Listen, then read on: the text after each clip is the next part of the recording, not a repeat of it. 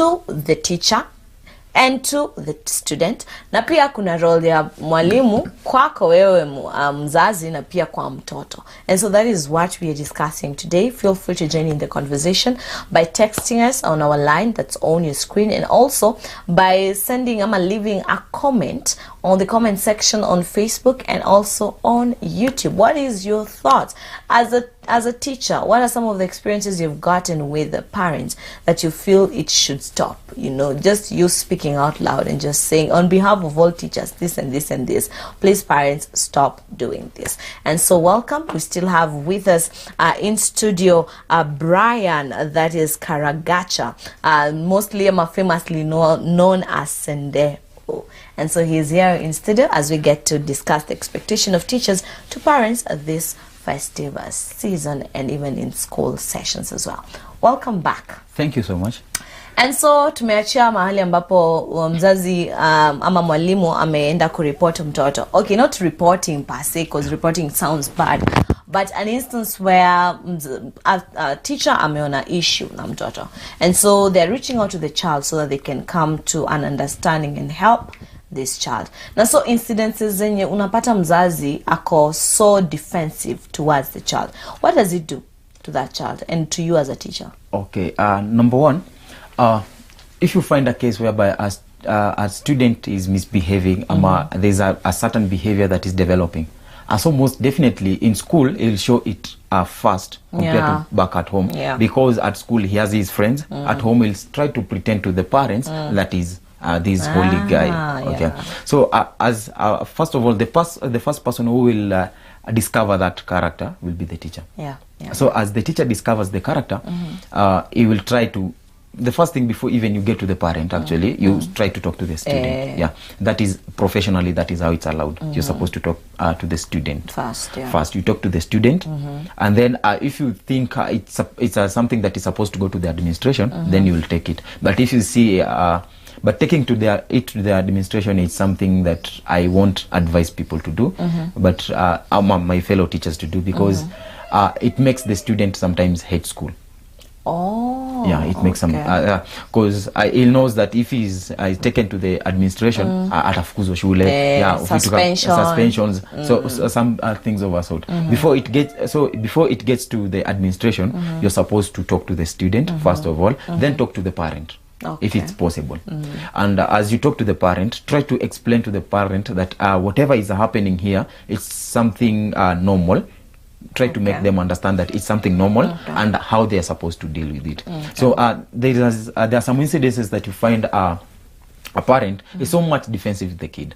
Mimi mtoto wangu hawezi fanya kitu kama hiyo, hapo umemuonea, no mwalimu nimekata. So at that point as a teacher you're supposed to calm the parent down first before letting anything else erupt. So before, I think you should habari ya mama Kenani, it's been a while we've not talked. Nani anaendeleaje? Ako vizuri, lakini kuna katabia fulani imeona kana develop. As I don't know, sijui kama nyumbani unakaona.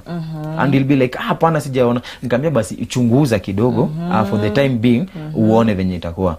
And after 2 days unaona aje?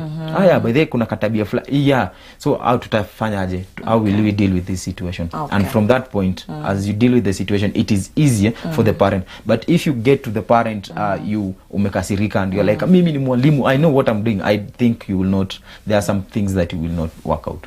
That is beautiful. And now there's the role of parents to students. There's that role. Mzazi kwa mwanafunzi yote yule ambaye anakaa na yeye ama kama yeye mzazi, role yake kwa huyo mwanafunzi, because remember this is a student who needs to go to school and learn. And they're in that formative stage where they're learning new things every single day. So what is their role? Okay, mostly parents have got a very bigger role in to play, mostly over the holidays. Mostly over the holidays, festive seasons, and over the weekends, and so much on. So the first thing is a parent is a role model to the student, to the child. The first role model to every student is, every child is the parent. Because the parent ndo mtu wa kwanza mwenye the child anajua before it gets to the teacher. So it'll be like, daddy anafanya hivi, daddy anafanya hivi, I want to be like my father, I want to be like my mother. So a parent is supposed to be a role model. That is the first thing. So So a child should be inspired by what the parent do. Okay. Yeah. So at home, it depends on mostly if you find if you go to the coast actually, you find a small children, girls actually, wearing very short dresses, yeah, and so on. And as you find them wearing, if you go back to their home, you'll find that the mom does the same thing. Yeah. So you see the child, and if you ask him, hata mama anavaga hivi, hata mama ndo amenibaia. So you see, so you are supposed to be a role model. So how you keep up yourself will determine on how your child will be. Okay. Yeah. Because they see, they do. Yeah. Okay. Mostly as a child, especially at the tender age, they usually see what they around them, and then they do it. Okay. Yeah, so mostly that is number one. And also, before you get to number two, I've just remembered that if you don't read much as a parent, yeah, I was toto. She expects sana. Yeah, I was getting that was the next point, but actually, so if that is the same thing. So if your home doesn't have a library, yeah, there are some places that you go and you find at least vitabu mbili tatu kwa nyumba, kuna kagazeti mahali. So it really helps the student in getting kama dadi anasoma mbona mimi nisisome. Yeah, like there is a friend of us mwenye tuko naye commissions hapa hivi, and the child is 1 year 2 months. She talks actually. She's like a baba, mama, toto, yes, love you. So like toto, there's something that he sees. Ama is being watched to a point whereby she's able to do it. Okay. Yeah. So basically that is what. So if your parent doesn't do something, then you are not a role model to the student, ama to your child. Then it means nothing will be happening. Mtoto atakuwa tu like kama mama anafanya hivi, mbona mimi nifanye hivi? Kama mama.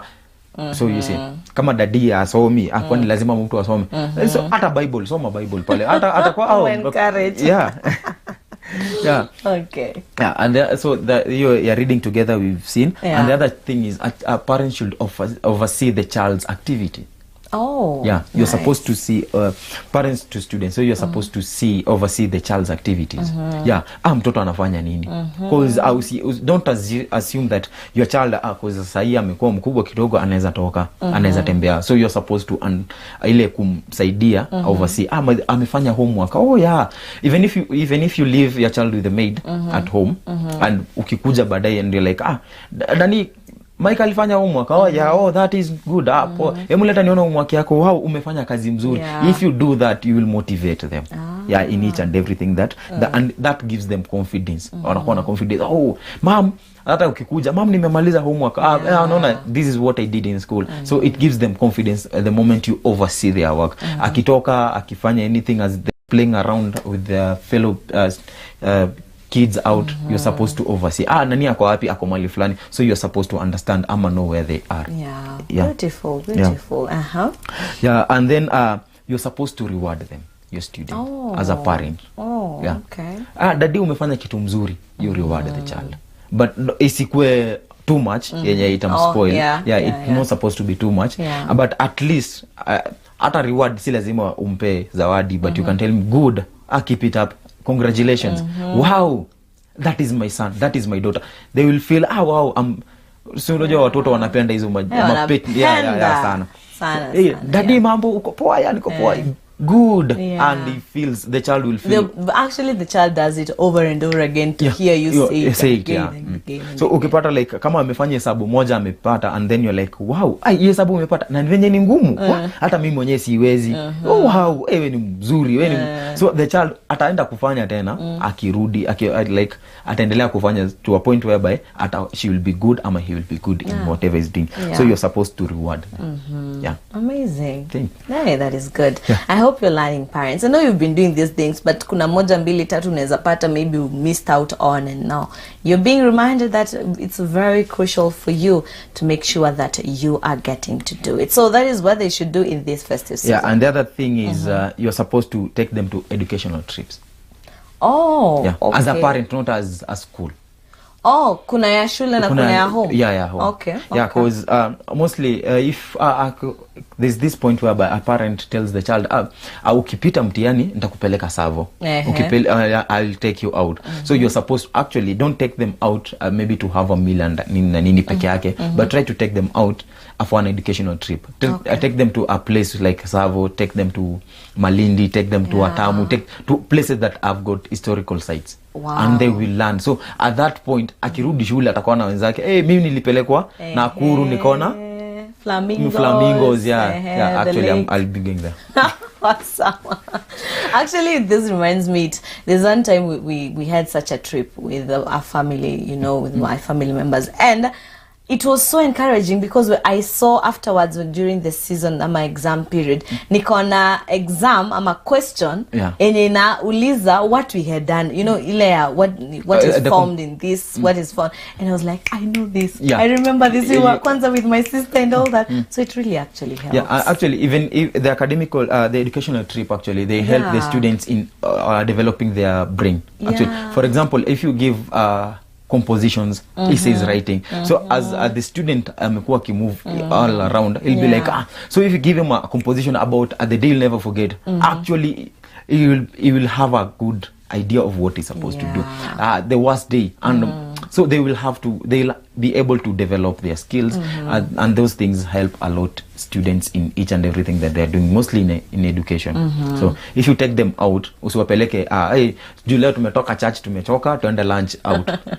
So, mnaenda mnakula lunch, you come back, but take them to places that they will learn. They'll get a good experience. And the other thing is, during this festive season, there's something I'd forgotten to mention. Parents are supposed to, wenye wako tao, they're supposed to take their kids to Geshagi. It gives them a different picture. So it's advisable. It's advisable because mtoto amekaa the whole year, amekuwa home, amekuwa town, and everything that knows is kelele za gari, makanga kwa barabara, alafu na wale watu wa mtaa wenye wakuvuta bangi. So actually, but if you take him back home, he'll come back to school with a different experience. Hey, mimi nilienda kwa shoshu, ulienda wapi? Shoshu yako mimi niliona ng'ombe. So there's a kid actually in school, somewhere I used to teach back then. There's a student mwenye alikuwa anamwambia a goat and alikuwa jini nini. So ni kitu yeye ameona, lakini aje iona kabisa. They have never seen. Those people, they live in estates. The only thing they take basi na kumchukua inampeleka shule, kutoka shule anarudi nyumbani. So mtoto, the child is good, but akupoa academics and everything, but the other things hapa na pale, you cannot tell him this is a cow, na kwambia cow ameiona. So if you take them to Geshagi, it's nice. Wataenda Mutoni, watajua there's a difference, like if they, mostly for boys, I'll advise boys to mostly to be taken to their homes. Because it is nice. Wanaenda kwa wanachunga ng'ombe, wanachunga mbuzi, wanaenda shambani. It really helps. It helps in developing. Practically, by the way, it really helps, because if you see a weed, you know, growing up, you would go see a weed, then una compare, haya, ini tuliona kwa kitabu, kwa nini wamepiga picha vibaya hivyo? But now, every time you will see such a weed during the exam season, you'll be able to understand it. Will be easy for you. Wow. And also now, building good relationships, because there should be a good relationship between the teacher, between the parents and the children. So how can each one of us build good relationships? That is a very important question to mostly the parents, the teachers, and the students. Because as I have earlier said, that most of the time the teachers usually have a longer time with the students compared to the parents. And so the parents, the teachers usually know a lot of things concerning students. Because actually this is the first time in the year that we have had a long holiday for around 3 months down the line. But the rest is ni 1 week, 2 weeks, you're back to school. 1 week, 2 weeks, you're back to school. True. So as a parent, you as a parent and a teacher and the student, so that we can be able to help each other, you're supposed, number one, you're supposed to set aside time for the kids. So as a parent, so that the relationship between you and the teacher and the student can grow, you're supposed, number one, as a parent, you're supposed to set time for your kid. You come to school. Kukiwa na academic clinics. Yeah. I remember that back then. Yes. Yeah. And a shout out to my grandmother. She used to come and she was like, I was poor in mathematics actually. So Okay. she used to come and mama, unajua kuhesabu pesa? Kijana ajue. That really motivated me. We unapita aje na shosh. Yeah. So it really motivated me to work hard in mathematics. Actually, I was informed to, and then she was like, "Mama, those academic clinics." Yeah, and she used to come. Yeah, she used to come. Oh, you see, you're remembering, and you're older now. Yeah, but she's still alive. Yeah, she's still alive. Beautiful. Yeah. So she used to come and anakuja, and she's like, So when in the rest of the teachers, they are good. Huyu ako sawa nini na nini, anafaa improve hapo na pale. But so ikifika kwa months like, mama habari, ndio unajua kuhesabu pesa. And my grandmother was, she was that old, and she's like, yeah, mimi najua, alafu basi kijana ajue. So they used to laugh. So my grandmother was like, but it really motivated me. So those kind of things, if you set aside a time for your kid, it is easier for the kid to be able to learn. Sababu atajua, kama mama anafuatilia kazi yangu, I have to do it. Kama dad anafuatilia, most kids don't want their dads to follow up. Why? So unajua, mostly dads they have this figure yenye, daddy ni mkali. Daddy ni mkali. Okay. So so they prefer moms. Yeah, they prefer moms actually. They prefer moms. I'm not sure. I'm sure if while you were in school, by the way, I would prefer, to be honest, coming to think about it. Daddy askuje, si jaribu. Hautaki kumuona. Atakuja na gazeti. Why are you exposing my dad? Yes. Atakuja na gazeti. It's okay. So you're supposed to set time for the kids. And at that time you're supposed to monitor their learning on how they're doing their studies. So my grandmother venye alikuja, I'm sure it really helped me in mathematics. And the deputy principal took a lot of time to make sure that I get to mathematics, because the rest of the subjects I didn't have problem, but maths was my biggest worry. Okay. Yeah. And the other thing is effective communication. So as a parent, as a teacher, and as a student, you're supposed to communicate.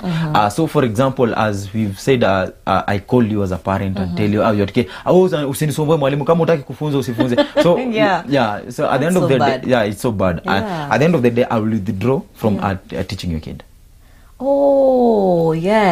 will withdraw, because at the end of the day nitakuwa naangalia asa huyu hata nikimsaidia mamake hataki asaidike.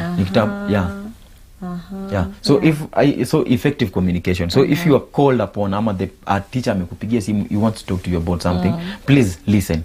And if a parent has a complaint, you are supposed to listen. So if both of you, the parent and the teacher, wakiwa they are not in good terms, then it means that hakuna venye the student atakuwa amesaidika. And the other thing, as a parent, if a teacher has done a mistake, don't correct the teacher in front of your kid. Okay. Don't correct the teacher in front of the kid. Itafanya yule wewe kwanza mwalimu, kwanza sijui unafanyaga nini hapa hivi. Kwanza ni kama ujui chenye unafanya. At that point the kid atakuwa anajua hakuna kitu. Hata mwalimu venye anajifanya. Atasikia. And the other thing, as a teacher, you're not supposed to correct the student in front of the parent. The student in front of the parent. Why? Kama ni makosa amefanya, and you're supposed to solve with the parent, then you call the kid. Okay. Because if you ukimwita pale mbele, itakuwa ni kama it will be like a competition, because the parent will be like hapana haizi fanya hivyo, and the kid hapana amefanya nini na nini. So itakuwa a long conversation that will make that the two, either the student hate the teacher, ama the student hate the parent. It will be something. There's something that will develop up about that. Ama the teacher to hate the student. So it's something that happens. It's a triangle thing. So if the teacher doesn't hate the student will hate the teacher. And if the student doesn't hate the parent will hate the student. Okay. Coming now to think about it, allow me just to ask this question. In instances where you find that mwalimu na mtoto hawaelewani, usually what is the problem? The problem mostly, I'll just say point blank, is the parent. Wait, if a teacher does not agree with the parent, with the student, it's the parent who has the issue. Most cases. Most cases. Okay. Yeah, because a student back at home hakuna venye student atatoka bila kukuja anaanze kusema mwalimu fulani ni mbaya. Okay. Yeah, whatever the parents speak at home about the teacher about the teachers will bring an attitude towards the student. Oh yeah. So if you are at home and like nani baba ulikuwa unasema aje na Mr. Brian alinichapa jana. Alikuchapa kwa nini? Huyu jamaa anakuaga mjinga sana. Hata you see. Yeah. So at that point the student will come to school and like Mr. Brian ni mjinga. Mr. Nani hapana, Madam Nani hapana. So because of what you speak about. Hata kwanza hiyo shule inakuaga mbaya sana. Hata so nitakutoa. So at the end of the day the student will relax knowing that mama atanitoa. So why should I be there? Way. So mostly I can say that the parents play a bigger role in the child compared to the teachers. Despite teachers they are role being model, with them, being with them nini na nini. But at the end of the day you cannot help a student mwenye kutoka nyumbani kwao anakuambia mimi hata dadi aliniambia nitatoka hapa, so mbono okay. Daddy and most of the kids unapata na kama nani mzee alisema na nini mbaya. So unaona, so mostly the behavior begins at a tender age. Au watoto wadogo from class 1 2 3 4 5 6. So mtoto akifika 7 he knows 7 8 to other parts he knows what he's supposed to do. Okay. Well, then I think where I now know and now understand what was happening in high school, because they were in primary school in school. Unapata kuna mtoto tu hawasikizanani tu na teacher wa history. Sema mwalimu wa maths. Teacher kuna mwenye hawasikizani kabisa. Unajaribu kuangalia shida inaweza kuwa ni nini hapa. Like unajaribu wewe kama fellow student, you're okay with this teacher, but this student time atu unapata anakuwa in an indiscipline issue. Okay, most of the cases hizo vitu they usually happen because of kama unapata a student akona a bad rapport with the teacher, then number one it means maybe he hates the subject or she hates the subject. Okay. Yeah. Kama mimi na mwalimu wangu wa maths. Sorry. Yeah, so but it is something that usually happens. Okay. Yeah, but it doesn't most of the na nyingine inakuaga at a certain stage. At a certain stage utapata kuna mostly sitaki kusema watoto wa form 2, please forgive me. Form 2s unapata there is a point yenye inafika and life mwalimu fulani mbaya nini na nini because venye amevaa, because venye amekuja, venye anajibeba, huyu ni mwalimu ni mkali, it happens that way. But I don't think if that is something yenye a student inaweza fika paka I hate the teacher. Because the teacher ni mtu mwenye anakusaidia. So you are supposed to be in a position whereby you are supposed to be able to interact with the teacher well, ndio usaidike. But the moment utamchukia, unajua mimi like as a teacher I won't be knowing that you hate me, and hapo hivyo mimi nitakuwa nimetulia and I'll be like it's okay, I come to class, I teach, and then you don't, maybe you hate me, and that is it. So it happen such a way. Okay. And now coming to the last question as we also get to wind up. There are these situations where you get to find that there's friction between the school. Unapata tu kuna shule iko na two issues. And unapata watoto na wazazi na walimu wako hapo wote they are going through the same thing. Issue iko kwa shule. So as a parent, because we get to as a teacher, sometimes unapata with that frustration huwa mnaitransfer. Acha tu niotete your side. Huwa mnaitransfer kwa watoto. Unapata tu out of nowhere mzazi mwalimu umekuja umechapa mtoto aimlessly. Basically, please talk to your fellow teachers. That is a very hard question. To be honest, unapata tu mtu amekuja na moods zake from home, from school, maybe awasikizani na headmaster, ndio yeye amemwagia watoto. I understand that thing usually happens, but the best thing for us to do as teachers is kila mtu akona shida actually. So everyone has got a problem, and if we try to bring our problems to school, then it means it will be a chaotic. Which they bring a lot. No, but most of them you're supposed to understand that is a working place. Ni kama wewe ukue kutoka home uko na shida and then you come to studio and then you start telling the rest wewe you won't be working. So akutakuwa na flow ya kazi. So I think we are supposed to make sure that we make sure that those things that we're doing back at home ama vitu zenye zimetufanyikia as we come back to job tunaziacha and it will basically help. Ukitoka kwa gate ya shule, chukua shida zako na nazo mta. Zibebe. Yeah. Awesome. Thank you so very much, Brian, for making time to come and just help our parents, help our teachers, our students get to learn. I know to all the teachers you continue to do an amazing job. Keep at it, because I know there's a reward in heaven. Hata watoto hawezi walipa, but Mungu anawaona na atawalipa. And I'm having a teacher who is joining us actually. She is a blessed Carol. She's saying, you are a blessing. Tunawasikiliza hapa Embakasi, Nairobi. Also there is one called John Prince Nyambura, anasema ako in ile mbaya sana. Thank you so much for tuning in, and thank you to you, Brian, for making time. And as you go to Kilifi, please salimia watoto wote wa Kilifi, waambie wazidi kuwa na walimu wote na kila mtu. Na thank you for making time. I'm sure my mom is watching. I'm my sister and my younger brother and my dad.